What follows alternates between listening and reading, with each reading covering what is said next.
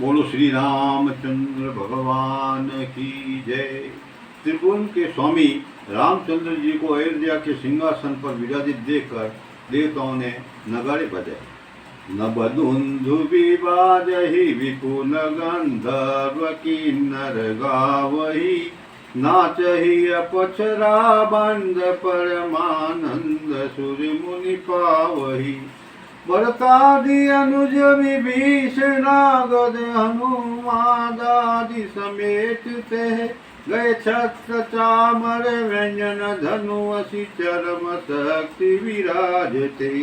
ते सहित दिन कर वंश भूषण काम बहुत विशोभहि।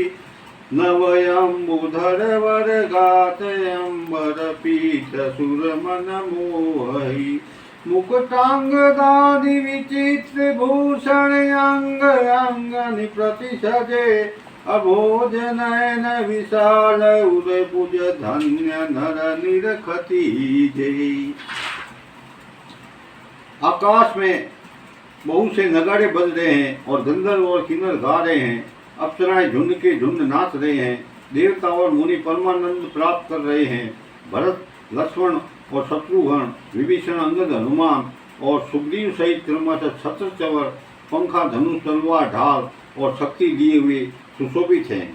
सीता जी सहित सूर्य वंश के विभूषण राम जी के शरीर में अनेक कामों देवों की छवि शोभा दे रही हैं और नवीन जलयुक्त मेघों के समान सुंदर श्याम शरीर पर पीताम्बर और देवताओं के मन को भी मोहित कर रहा है। मुकुट, बाजूबंद आदि विचित्र आभूषण अंग अंग सजे हुए हैं और कमल के समान नेत्र, चौड़ी छाती और लंबी भुजाएं जो उसके दर्शन करते हैं वे मनुष्य धन्य हैं। यह शोभा समाज सुख कहत न बनई खगेश, बर नहीं शारद सेत सुती जो रस जान महे। भिन्न भिन्न स्तुति करी अर गए सुर निज निज धाम, बंदी वेश वेद तब आए जा श्री राम। प्रभु सर्वज्ञ कीने अति आदर कृपा निधान, लखे उनकाहु परम कुछ लगे करन गुणगान। हे पक्षीराज गुरुड़ जी, वह शोभा, वह समाज और वह सुख मुझसे कहते नहीं बनता। सरस्वती जी, सहज जी और वेद निरंतर उसका वर्णन करते हैं और उस रस का आनंद महादेव जी ही जानते हैं। सब देवता अलग अलग स्तुति करके अपने अपने लोक में चले गए। तब भाटों के रूप में करके चारों वेद वहाँ आए और श्री राम जी जहाँ श्री राम जी थे, कृपा निदान सर्व के प्रभु ने उन्हें पहचान कर उनका बहुत ही आदर किया और उनका भेद किसी ने नहीं जाना। वे गुणगान करने लगे। जय सगुण निगुण रूप रूप अनूप भूप शिरोमणे, दश कंधरादि प्रचंड निशचर प्रबल खल भुज बलहने।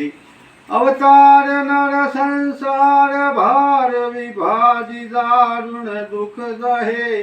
जय प्रणत पाल दयाल प्रभु संयुक्ति शक्ति नमामहे। तम विषम माया बस सुरासुर नाग नर अज जग हरे। भवपंथ भ्रमत अमित दिव निशिकाल करम गुना निभरे। जे नाथ करि करुणा विलोके त्रिविध दुख ते निरवहे। भव खेद छेदन दक्ष हम कुछ रम राम नमामहे। जे ज्ञान मान विमंत तव भवहरण भक्ति न आदरी। ते पाई सुर दुर्लभ पदादपि भरत हम देखत हरि। विश्वास करि सब आस पर हरिदास तब जे होई रहे। जपि नाम तब बिनु शरमत रही। भवनाथ सो सम रामहि। जो चरण शिवयज पूज्य रज शुभ परसि। मुनि पत्नी तरी नख निरगता मुनि वंदिता। त्रिलोक पावनि सुरस्वरी। ध्वज कुलिश अंकुश कंज जुत वन फिरत कटक किन लहे। पद कंज द्वंद मुकंद राम रमेश नित्य भजामहे। अव्यक्त मूलमनादितरु त्वचारे निगमागम बने शतकंद शाखा पंच विषय अनेक पर्ण सुमन घने फल जुगल विधि कटु मधुर बेली जेहि आश्रित रहे पल्लवत फूलत नवत नित संसार विचपन मामहे जे ब्रह्म जव मध्यच मनुज भव गाम्य मन पर ध्यावहि ते करहु जानहु नाथ हम तब सगुण जस नित गावहि करुणायतन प्रभु सदगुणा कर देव यह वर मांगहि मन वचन कर्म विकार तजि तव चरण हम अनुरागहि। हे सगुण और निर्गुण रूप, हे अनुपम रूप, लावण्य युक्त, हे राजाओं के शिरोमणि, आपकी जय हो। आपने रावण आदि प्रचंड प्रबल और दुष्ट निशाचरों को अपनी भुजाओं के बल से मार डाला और अपने मनुष्य अवतार को लेकर संसार के भार को नष्ट करने में अत्यंत कठोर दुखों को भस्म कर दिया है। हे दयालु, हे शरणागत की रक्षा करने वाले प्रभु, आपकी जय हो।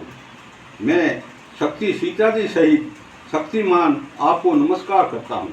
हे हरे, आपकी दुष्टर माया के वशीभूत होने के कारण देवता, राक्षस, नाग, मनुष्य और चर अचर सभी काल कर्म और गुणों से भरे हुए उसके वशीभूत हुए दिन रात अत्यंत भव आवागमन के मार्ग में भटक रहे हैं। हे नाथ, इनमें आप कृपा करके कृपा दृष्टि से देख लिया है। हे माया जनित तीनों प्रकार के दुखों को छूट गए हैं। वे जन्म मरण के सन को काटने में कुशल श्री राम जी हमारी रक्षा कीजिए। हम आपको नमस्कार करते हैं।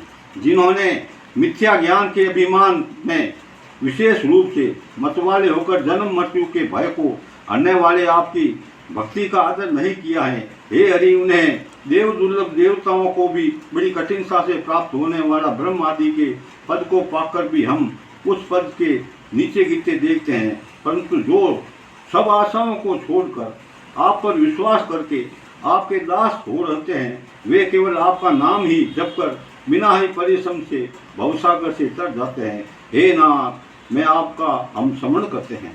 जो चरण शिव जी और ब्रह्मा जी द्वारा पूज्य हैं तथा जिन चरणों के कल्याणमयी रस से स्पर्श पाकर शिला बनी हुई गौतम ऋषि की पत्नी अहिल्या तर गई और जिस चरणों के नक्शे मुनियों द्वारा वंदित त्रिलोक के पवित्र करने वाले वेद देव नदी गंगा जी निकली हैं और ध्वज ब्रज अंकुश और कमल इन चिन्हों से युक्त जिन चरणों से वन में विचरते समय कांटे चुभे जाने से खड्डे पड़ गए हैं। हे मुकुंद, हे राम, हे रमापति, हम आपको उन्हीं दोनों चरण कमलों को नित्य भजते हैं।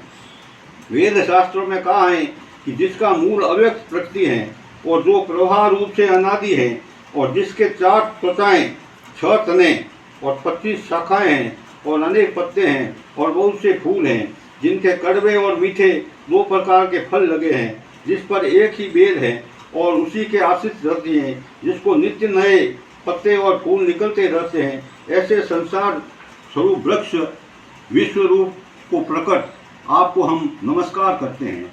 ब्रह्म अजन्मा है, अद्वैत हैं और केवल अनुभव में ही जाना जाता है और मन से परे हैं। इस प्रकार कहकर उस ब्रह्म का ध्यान करते हैं। वे ऐसा ही कर रहे हैं और जाना करें। किंतु हे नाथ, हम तो नित्य आपका सुगुण यश ही गाते हैं। हे कल्याण के धाम प्रभु, हे सद्गुणों की खान, हे देव, हमें यह वर मांगते हैं कि वन वचन और कर्म से विकारों को त्याग कर आपके चरणों में ही प्रेम करें। सबके देखत वेदन विनती की न उदार, आर्तधान भय पुनि गए ब्रह्म आगार। बैन ते सुनी शंभु तब आए जहाँ रघुवीर, विनय करत गद गद गिरा और पुलकत पुलत शरीर। वेदों ने सबको देखते यह श्रेष्ठ विनती की है और फिर वे अंतर ध्यान हो गए और वन लोक में चले गए। काकभूषण जी कहते हैं कि हे गुरु जी सुनिए। तब श्री शिव जी वहाँ आए और वहाँ श्री रघुवर थे और गदगद वाणी से स्तुति करने लगे। उसका शरीर उल्कावनों से पूर्ण हो गया। बोलो श्री रामचंद्र भगवान की जय हो।